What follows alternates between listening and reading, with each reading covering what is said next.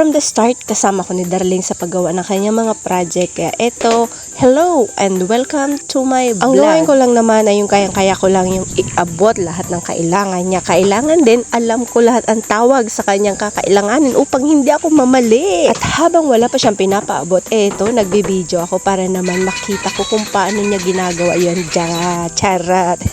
Hindi man ganun. Kailangan ko lang kunan ng bawat detalye upang ako naman ay may maipakita sa inyo. O diba, si Darling lang yan. Ito ay isang built-in cabinet na may 4 na pinto. Sa taas yung maliliit, tapos 4 na pintong malalaki at 8 drawer lang naman. Actually, ito ay super late upload na dahil matagal naman na itong nangyari. Siguro may almost 2 months na bago ko pa ito nalagyan ng ganitong voiceover.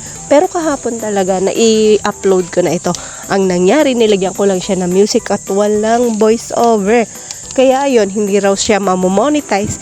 And then that in-erase ko na agad siya. Dahil nga baka magkaroon pa ng mas malaking violation. Kaya kailangan ko na siya agad i-erase kahapon. Sayang din naman ang effort ko kung hindi ko naman ito ipapublic, diba? O ayan, ang ganda-ganda.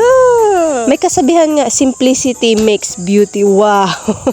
Simple lang siya pero ang ganda sa paningin, ang ganda sa mata. At hanggang dito na lang po. Ito po ang aming ginawa ni Darling na built-in cabinet. At again, I'm Rosemary Similialu at your service. Thank you. Paki-like and share naman po dyan. Salamat!